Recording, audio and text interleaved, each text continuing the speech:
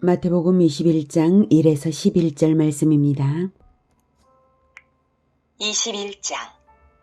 그들이 예루살렘에 가까이 가서 감람산 벳바게에 이르렀을 때에 예수께서 두 제자를 보내시며 이르시되 너희는 맞은편 마을로 가라. 그리하면 곧 매인 나귀와 나귀 새끼가 함께 있는 것을 보리니 풀어 내게로 끌고 오라. 만일 누가 무슨 말을 하거든 주가 쓰시겠다 하라.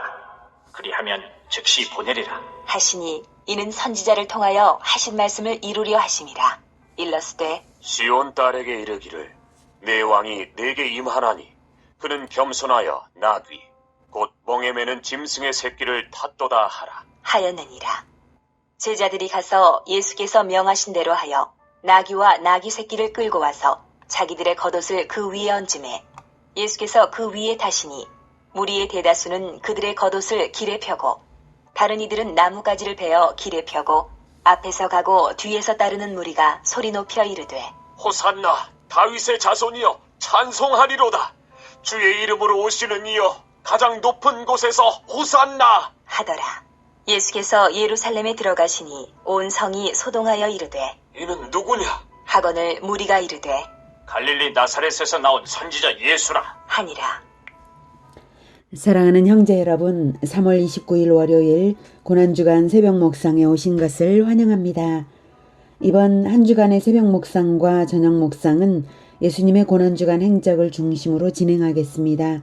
예수님의 종려주일과 월요일 행적의 대략은 일요일에 나귀 새끼를 타시고 예루살렘에 입성하셔서 성전을 둘러보시고요. 그리고 월요일은 무화과 나무 저주일과 그리고 성전 정화를 하셨습니다. 이렇게 되는데요. 어제 종려주일부터 시작해야 한 주간의 스토리 맥락이 통하니까 이 시간은 종려주일 행적을 묵상해 보겠고요. 오늘 저녁 묵상은 월요일 행적인 무화과 나무 저주와 성전 정화 부분을 보도록 하겠습니다. 1절 그들이 예루살렘에 가까이 가서 감람산 벳바게에 이르렀을 때에 2월절이 다가오고 있었고 예수님과 제자들은 예루살렘에 왔습니다. 하나님께서 모든 이스라엘 남자들에게 명하시기를 1년에 3번은 반드시 성전에 와서 하나님을 배워야 한다고 하셨기 때문입니다. 그래서 예루살렘은 이스라엘 전역뿐만 아니라 로마 전역에 흩어져 살던 디아스포라 유대인들까지 모여들어서 인산인해였을 때입니다. 그 당시 예수님의 명성은 그동안 행하신 이적들과 특히 나사로를 살리신 최근의 이적 때문에 더욱 명성이 높았고요. 이스라엘은 로마의 통치로부터 벗어나기를 간절히 바라면서 예수님을 왕으로 옹립하고자 하는 대중들의 소망이 있었습니다. 물론 예수님의 뜻은 그들과 전혀 달랐지만요. 예수님께서 이번 6월절에 하실 일은 6월절 어린 양의 사역을 하실 것입니다. 십자가에서 고난을 당하시면서 자기를 하나님께 올려드림으로써 자기를 죽이는 죄인들의 사죄를 구하시려고 하시는 그것입니다. 이 일은 구약 성경에 예언된 일입니다. 6월절의 규례 그 자체가 그리스도의 사역을 상징하는 사역입니다. 죄를 지은 이스라엘을 위하여 대속의 죽음을 당한 어린 양처럼 비록 자기는 죽음을 당하지만 이스라엘의 마음에 대문에 발라진 어린 양의 피처럼 이스라엘의 마음에 그리스도의 보혈이 마음에 발라진 죄인들은 믿음으로 구원을 받을 것입니다. 그러니 영적인 이스라엘의 왕이 되시는 것이죠. 그래서 이번 예루살렘 입성은 왕으로서의 입성입니다. 자기를 믿어 구원받을 자들에게 평화를 주시는 왕으로서 입성을 하시는 것입니다. 이것이 역시 구약 성경의 예루살렘 입성도 예언된 것입니다. 4, 5절이 말하는 것이 그것입니다. 4, 5절 이는 선지자를 통하여 스가랴를 통해서 말씀을 하셨죠. 선지자를 통하여 하신 말씀을 이루려 하심이라.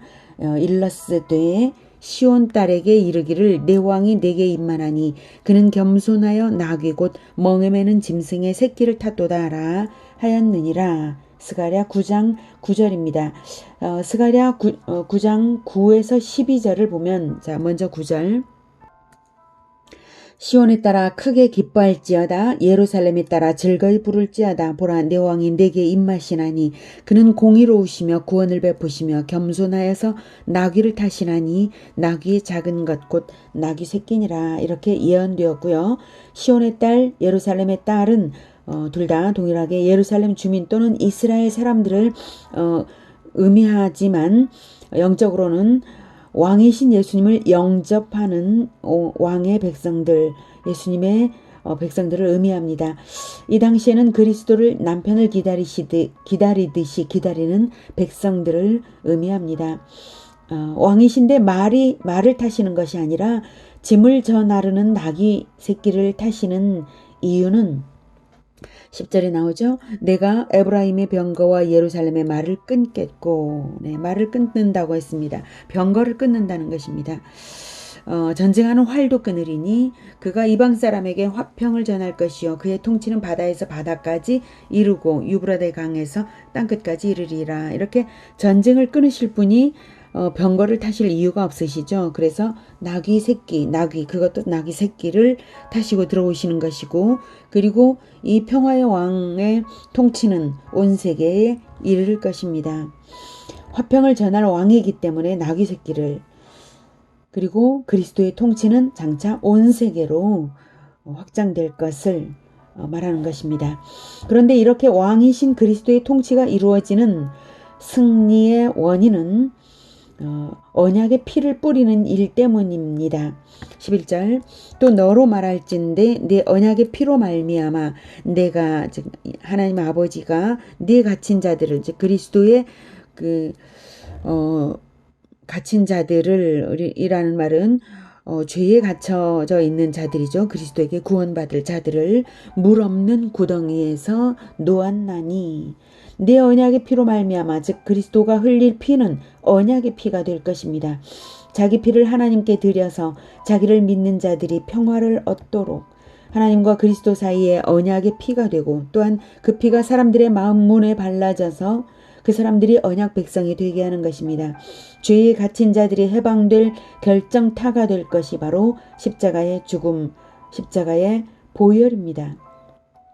그러므로 죽음을 당하러 오시는 것이지, 예수님께서는 예루살렘에 와서 정치적인 왕으로 옹립되어서 로마에 대항하거나 또는 대제사장에게 사내들인에 대항할 그런 생각은 추호도 없으신 것이죠.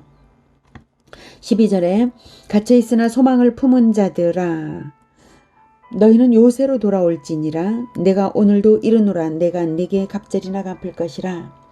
요새는 도피성과도 같은 예수님을 비유한 것입니다. 죄에 갇혀 있으나 그 죄를 버리고자 하는 소망을 포기하지 않았던 사람들은 예수님께 피하여서 들어오듯이 예수님을 의지하여서 구원을 받을 것입니다.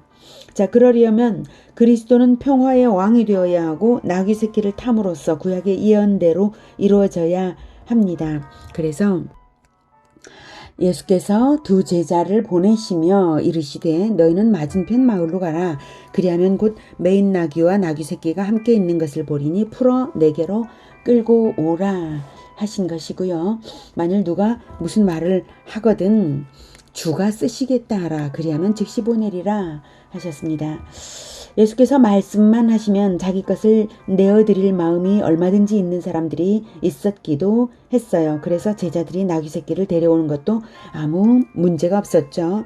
6절 7, 8절 제자들이 가서 예수께서 명하신 대로 하여 나귀와 나귀 새끼를 끌고 와서 자기들의 겉옷을 그 위에 얹음에 예수께서 그 위에 타시니, 자, 그 다음 8절의 상황이 심상치가 않죠. 무리의 대다수는 그들의 겉옷을 길에 펴고 다른 이들은 나뭇가지를 베어 길에 펴고 앞에서 가고 뒤에서 따르는 무리가 소리 높여 이르되 호산나 다윗의 자손이여 찬송하리로다 주의 이름으로 오시는 이여 가장 높은 곳에서 호산나 하더라. 이렇게 앞에서 가고 뒤에서 따르면서 아주 조직적인 행동으로 예수님을 높이는 그런 행동들이 아주 빠르게 진행이 되고 있습니다.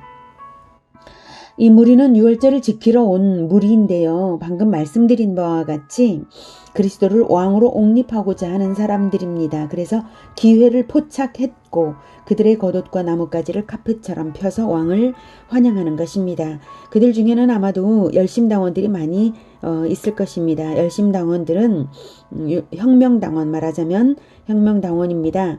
그래서 그들은 아주 조직적으로 테러를 하기도 했던 그러한 사람들입니다. 나름 자기들은 애국심으로 한다고 하지만 굉장히 폭력적이었고 또한 말 그대로 혁명을 일으켜서 정치적인 권력을 얻고자 하는 것이 그들의 목적이었습니다.